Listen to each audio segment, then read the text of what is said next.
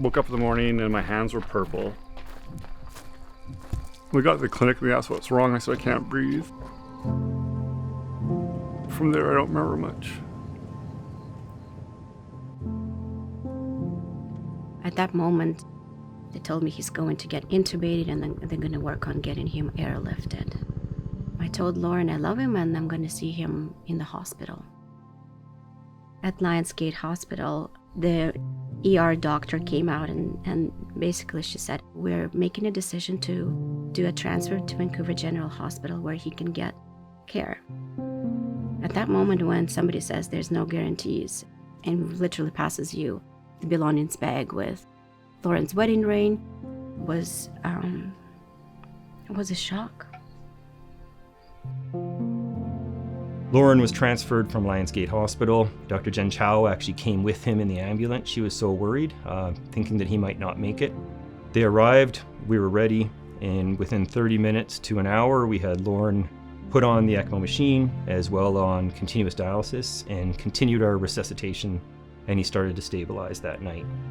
What was unusual about Lorne's case, he had these symptoms of a fever and headache and body pain, which looked like a virus, but he didn't have the classical virus findings of runny nose, red eyes, and then very quickly, from being at home, went into complete cardiovascular and respiratory failure. Very few diseases can really cause that to occur so quickly.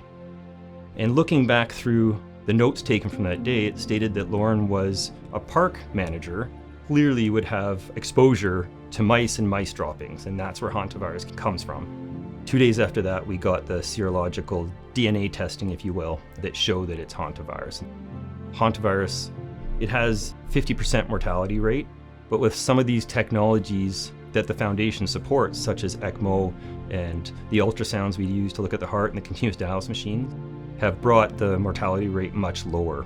Those specific programs definitely are what contributed to Lorne's survival. I guess with the healthcare system, you don't really know what you have until you need it. Without donor support, specialized equipment like the ECMO machine, if that had not been at the hospital, I wouldn't have survived.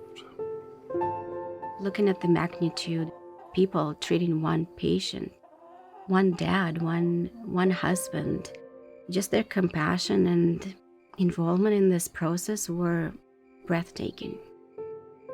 I've always been a person with gratitude and grateful for life. Take things slower now, just enjoying the little things a bit more that I may have taken for granted, just a child laughing or hearing the crickets.